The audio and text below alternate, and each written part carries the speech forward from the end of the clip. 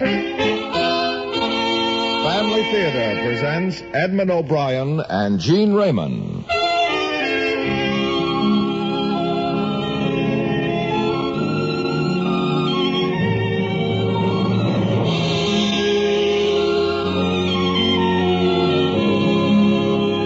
From Hollywood, the Mutual Network, in cooperation with Family Theater, presents Act of Contrition, starring Edmund O'Brien. And now, here is your host, Gene Raymond.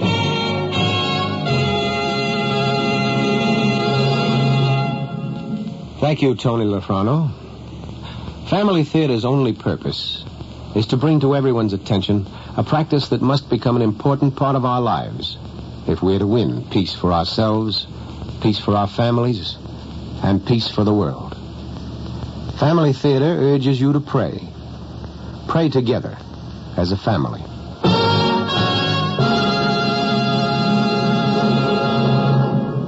And now to our transcribed drama, Act of Contrition, starring Edmund O'Brien as Ralph.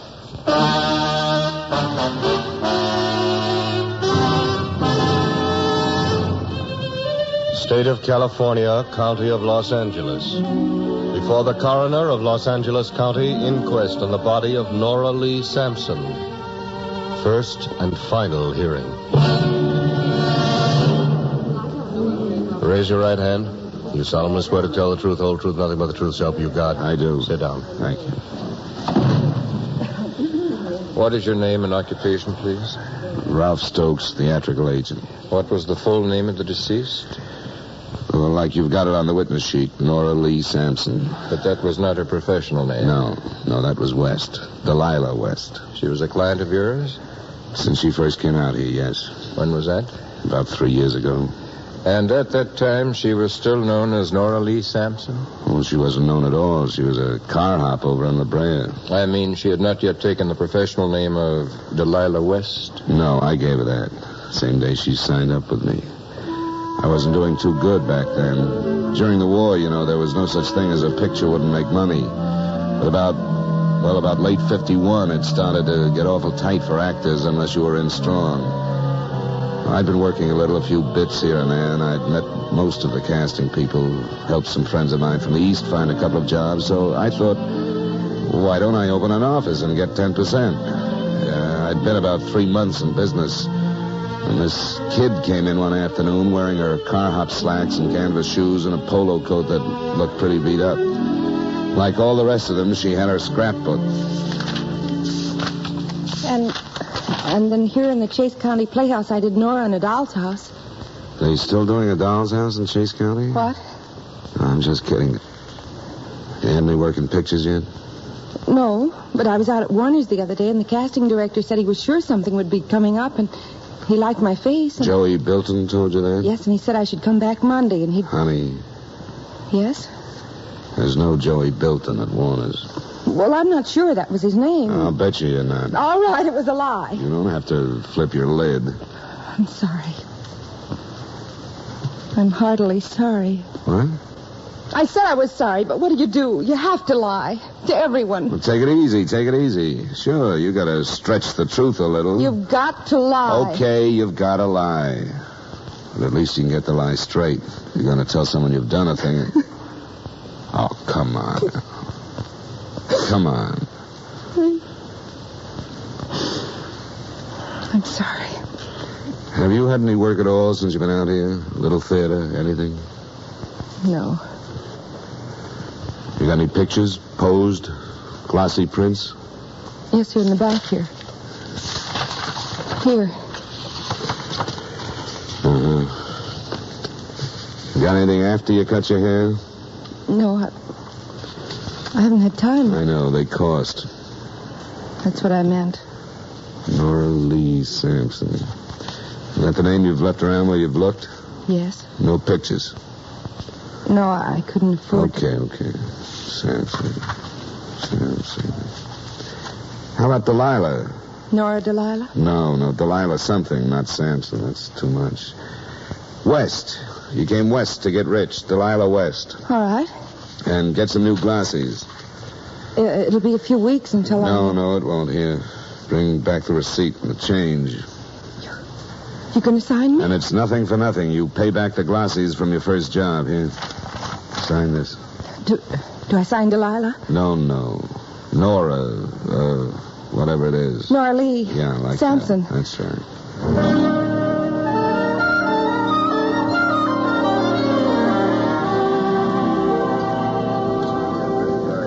And how long was Miss Sampson one of your clients? Well, like I said, about 3 years. And during that time, you were her exclusive professional agent? That's right. She didn't do bad either. She worked pretty steady. First thing I got her in was a musical out of 20 that she couldn't dance. She couldn't even stand pretty. But there was this part of a cigarette girl that had a couple of lines, so we grabbed it. I ought to tell you, I never did understand Nora. She was always going into a spin whenever she had to cut a corner. Yet she finally cut one I would have even drawn the line at. With Jerry Whalen for that television job. Jerry was a nice, inoffensive little guy who used to be a producer with one of the advertising agencies here in town. I say used to. I don't even know where he is now. Anyway, he was casting for this TV series, so I got an appointment with him for Nora. And while we were waiting in his outer office, I filled her in on the guy.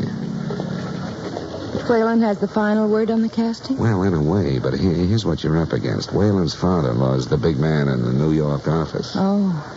That's how come he's a producer. Don't get me wrong, Jerry's a nice guy, but he doesn't know from actors, he doesn't know from scripts, and he's smart enough to know he doesn't know. Uh-huh. But he can't hire people who do, so he takes their advice. Married the boss's daughter? Like that. Anyway, he's someone you gotta get by, but that doesn't mean you're home. Who comes next? Well, the director. They haven't set one yet, or I'd be trying there. So until they do, all we gotta work on is Whalen. You make it sound like a waste of time. Oh, don't kid yourself. Maybe this guy can't make you, but he can break you. And lots of these jobs turn out to be elimination contests. You think he'll ask me to read? If he does, you read. He won't know whether it's good or not, but do what he tells you. Oh, and something else. Mr. Stokes? Oh, yeah? Mr. Whalen will see you now. Thanks. Come on, honey. Go right in. Thank you. Well, Ralph, how are you? Fine, Jerry, fine. You? Oh, great, just great.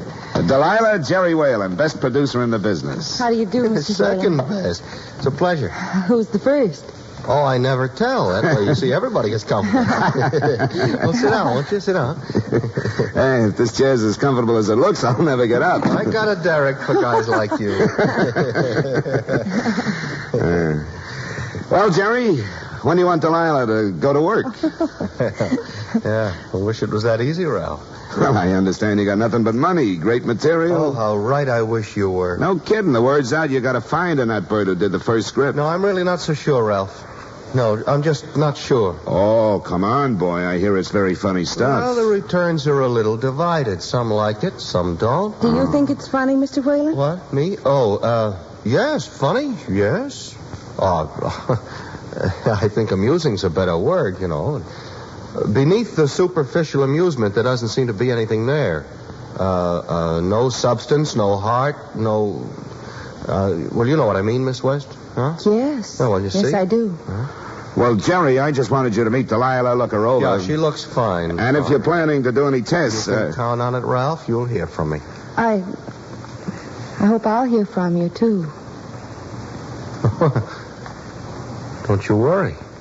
Just in case, Mr. Whalen, you can't get a hold of Ralph. Here's my home phone. Well, thank you very much. Anytime after 6.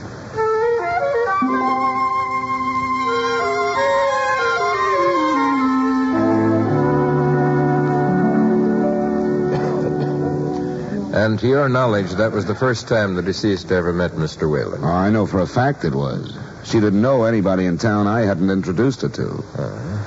At that time, about how long had she been a client of yours? Almost 3 years. Would you say her professional career was advancing satisfactorily? Well, I would have, but Nora didn't think so. That's how the trouble with Whalen started. A lot of it was my fault, I guess. It never occurred to me that I worked a lot harder to get jobs for Nora than for any of my other clients, or that the reason I worried so much about her wasn't purely professional. It just never occurred to me. Until one night last summer, about 6 weeks after that day in Whalen's office, and I stopped by her apartment to drop off a script for another thing I was working on. She wasn't in, so I shoved the envelope under the door and started back downstairs. And I heard voices in the vestibule on the first floor. Oh, you will not come up. No, I just want to make sure that my talent's living in comfortable surroundings. Oh, now I'm your talent. You just called me the proprietary producer. Oh, no, really, it is late, Terry, and I've got a big day tomorrow. Well, okay. But 7 o'clock Thursday. 7 o'clock. All right. Good night, Nora.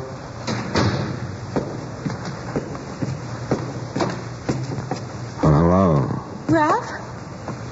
Who'd you think it was, a private detective? Don't give me a sermon. I don't need one. You keep this up, you're going to need a lawyer. I want to talk about it. Well, we're going to talk about it. It's not what you think it is. Then what is it? You try to keep your voice down. I thought I had you figured for something sort of special. I didn't know you went in for figuring people. A little girl who doesn't like to tell lies or hurt feelings. That's right. Now who's yelling? I don't like lies. So what do you think Whalen's going to be telling his wife about a half an hour from now? He won't be lying any more than when he sits in that plush office and fakes it for $30,000 a year, and I don't like that either. That's not the point. I think it's just the point. He's a phony little faker. And he's married. And he can stay married. I don't want him. All I want's that job. All the morrows. Where are all the big morrows tonight? Don't talk to me that way! Slapping people make you feel better? I'm sorry. I'm really sorry, Ralph. Sit down, honey. All I've done is have dinner with him a few times. He's such a terrible little fake. It won't get you the job. Does it still hurt? No, I was just thinking I need a shave. You always need a shave. Nora, he's just stringing you along. There's too many people who can change his mind. Not the way I've got it planned. Now listen! Why are you so concerned? Because you're talking crazy. Is it any crazier than when a phony little fathead like Whalen can sit and look at a script and say it's nothing but funny? Nora. It has no substance. All it does is make me laugh. You run into that every And day. he's got life and death over everybody who comes near him. So write a letter to your congressman. This is how things are A sometimes. lie. A whole life that's a lie. All right, then get away from him. I'll get away from him when I get that job. How many girls do you think throw themselves at a guy like Whalen in a week? 1 week. I'm not going to throw myself at anybody, not for anything. Then what is it? I'm going to put him in a spot where he has to make up his mind. About you for the job? That's right. Nora, you're wrong for this business. It's going to tear you to pieces before you're through. I've got talent. That's not what I mean. It's given to me. It's a gift. You're born and God gives you this thing All right. to use. Not to throw away because some fake fathead can't do anything but sit in his office and look wise. I'm not talking talent. I'm talking you. I came out here to be somebody. You can't be somebody that you're not. You can be whoever you want. No, you can't. You got to be who you are and then work from there. Like a car. You're Nora Lee Sampson and you've got talent. I'm Delilah West and I've got nothing. So just leave me alone, will you, Ralph? Will you please leave me alone? Okay. And don't be in love with me anymore.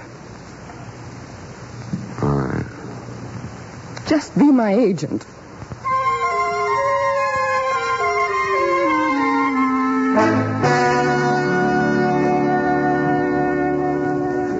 Did you know at the time, Mr. Stokes, what it was that the deceased had in mind? The plan, I mean, for securing the television job from Mr. Whalen? No, I thought she was just, just talking through her hat. Did you manage to get her other work in the meantime? No, not too much. It sort of knocked me down when she told me just to be her agent. I understand. When was it then that you were finally contacted by Mr. Whalen? Just the end of December. I thought the whole deal was dead. There hadn't been a murmur on the series for almost 6 months. And that morning, I think it was the Wednesday before Christmas, I saw in the trade papers where Whalen's agency had signed a sponsor to go to bite for a pilot film. So I put in a call to him. The secretary got back to me about noon. Whalen wanted to see me at 1:30. When I walked into his office, the last person I ever expected to find there was Nora. Wow, I was the best producer in the business. We can skip all that, Ralph. I would just like to know what's going on here. Yeah, you tell me. Mr. Whalen's Ralph is being put in the uncomfortable position of having to decide something all by This himself. girl is your client, isn't she? You know she is. And you're in on it? In on what? Oh, don't give me that. Well, I'm not giving you anything. In on I'm what? trying to convince Jerry he should use me in that pilot film. Well, that's what I'm here for. Oh, that's very funny. Well, Nora, you trying to save 10%? Not exactly. You just look at this letter she handed It's me. not a letter, it's a carbon. Now, is that what you call ethical, Stokes? Who's this to? That is to my wife. And it's full of a lot of lies. Jerry's an expert on Oh, lies. shut up, you little scum. Ralph. You didn't say Well, it. she's trying to blackmail me. Take it back. You won't call her scum and get away from that buzzer or I'll break your neck. Oh, you big fat slob. Let go. What am I, Jerry? Got any more tough talk? Oh, let go of me. I apologize. Keep your mouth shut for a minute and I'll settle this when we get out of here. Now you're sorry again, is that it? He's such a fake. What are you going to do with this thing? You want to send it to his wife? No. Then you're as big a fake as he is. All I want's a job. And you don't like liars. Leave me alone. How do you feel about 2-page single-space liars? I want a job. Maybe I could have got you one, maybe even here. But you got to be a maniac. All right, Ralph. Don't say anything. No, I'm just going to say, let's forget it. Just thanks and let's forget it. Forget it, huh? Really forget it, Jerry. I'm Yes. sorry. And you're sorry. Oh, you two are such a pair. One with a job and no talent, and the other just backwards. Now, why don't we all just forget it? I'll buy that. I'll buy every share of it. As of now, I forget both of you. And don't think I'm sorry.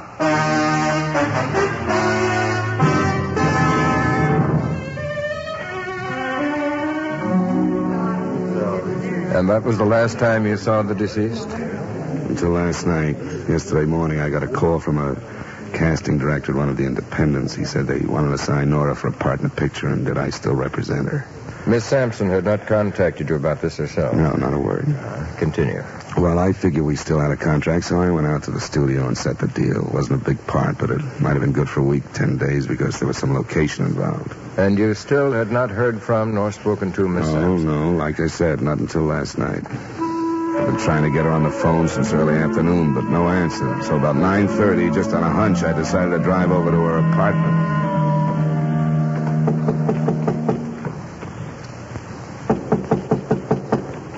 Nora? Nora, you in there? Nora, you here? Thought I asked you to leave me alone. What are you doing sitting in the dark? You said you were going to forget me. Oh, you got a job. Where's the light switch? I don't want a job. Yeah.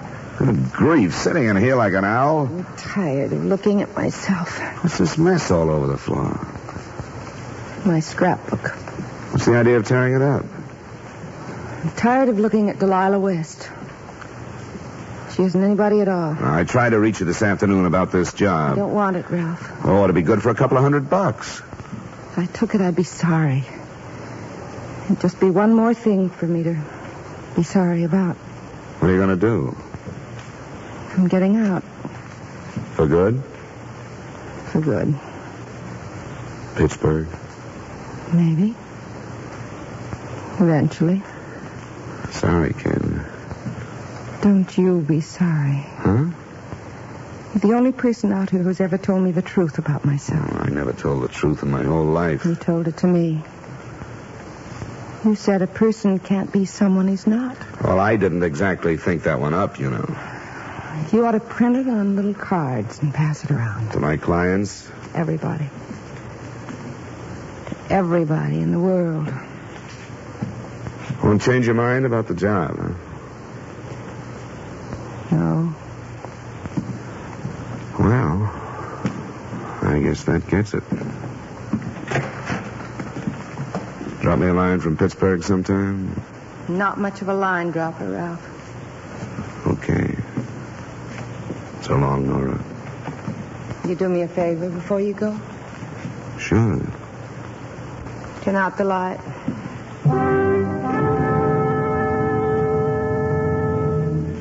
After I left Nora's, I stopped in a couple of places just looking for company, someone to talk to. It was after midnight when I got home.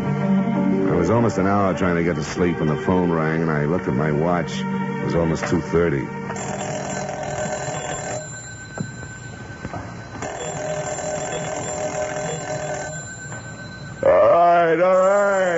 All right. Keep your shirt on, will you? Hello. Nora? Accident. Nora! What's the matter? Nora!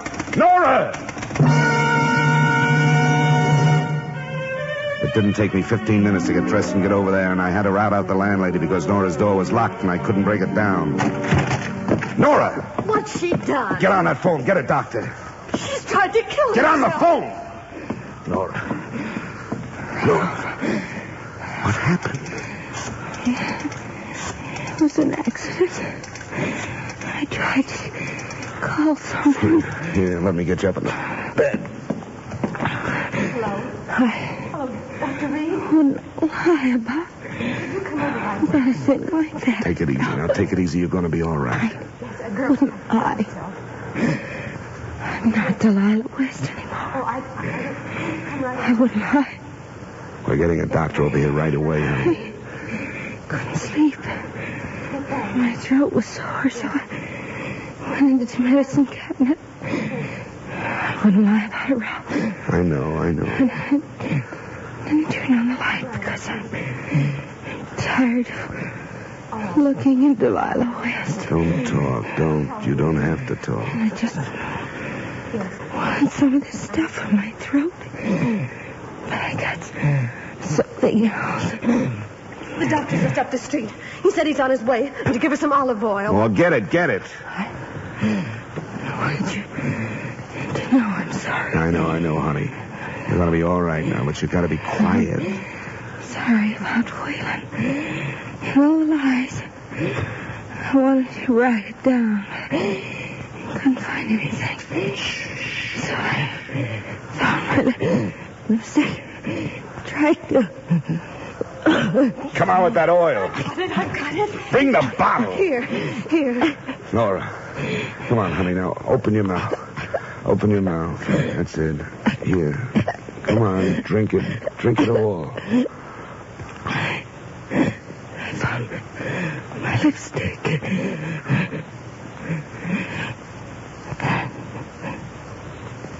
Nora?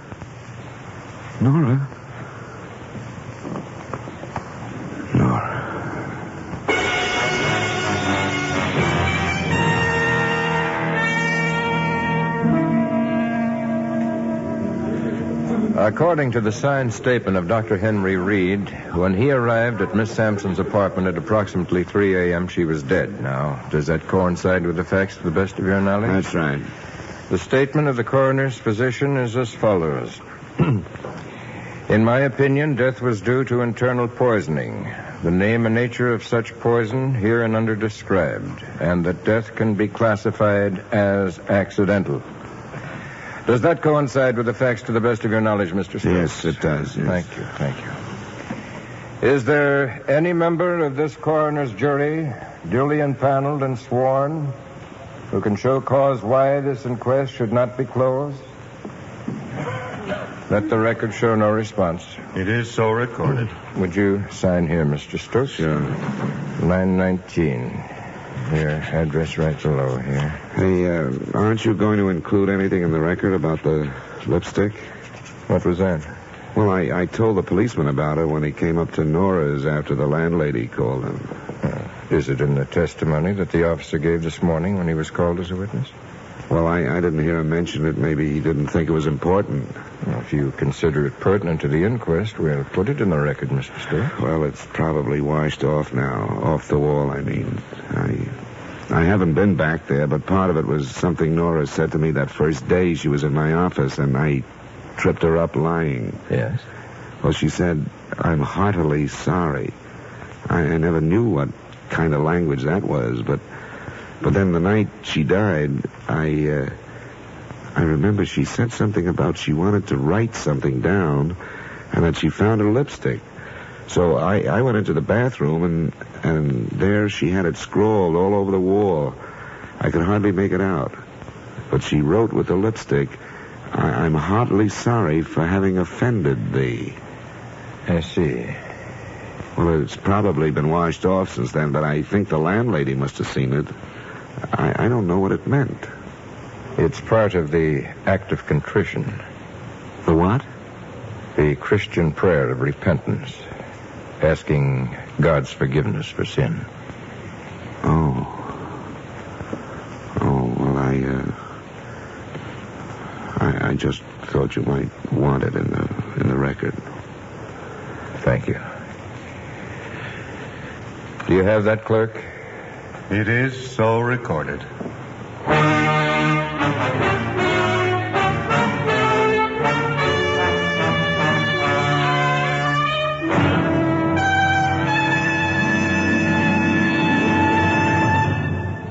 This is Gene Raymond again. Once upon a time, there was a farmer. And it happened that one half of his land was very good for farming, but the other half gave him no yield at all because it was on the side of a mountain. This was a great cause of worry to the farmer. So one night he got down on his knees and he prayed very hard. He prayed that God would flatten the mountain and make it a nice green pasture so that he might use all of his land for planting. When the daylight came, the farmer looked out of his window and the mountain was gone. Before his delighted eyes were acres and acres of green meadow. God had given him exactly what he had asked for. For a time, he was very grateful.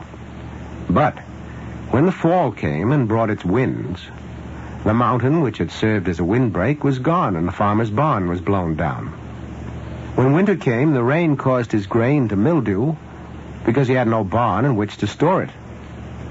Then in the spring, he had nothing to plant because the rain and the mildew had spoiled his seed grain, and when summer came, there wasn't any drinking water because there were no melting snows to feed the rivers, and the rivers were dry. Now you see how much better off the farmer would have been if God had said no to his prayer? Most of us are like the farmer. We often pray for the wrong things, too. It's fortunate for us that God doesn't answer yes to prayers that are asking for the wrong things. His wisdom is dependable. Our wishes need to be screened and sometimes rejected. There are, however, prayers that are right, beyond any doubt, and one of them is for world peace, unity in the family of nations. If all the families of the world would faithfully pray for that which would be for the eventual good of all mankind, God could not help but say yes to that prayer. And when you direct this prayer to him, pray together as a family. Then you'll be accomplishing something else, too. For the family that prays together stays together. More things are wrought by prayer than this world dreams of.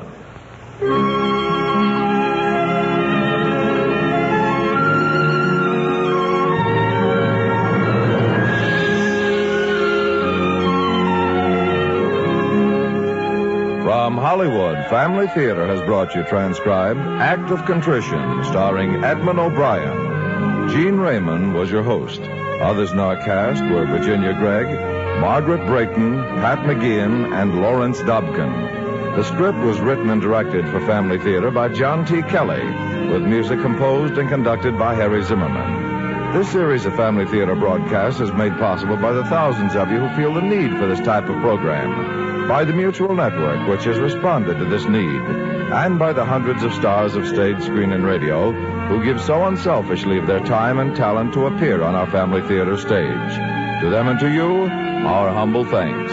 This is Tony Lofrano expressing the wish of Family Theater that the blessing of God may be upon you and your home, and inviting you to be with us next week when Family Theater will present After the Ball, starring Stephen McNally. Jean Hagen will be your hostess. Join us, won't you?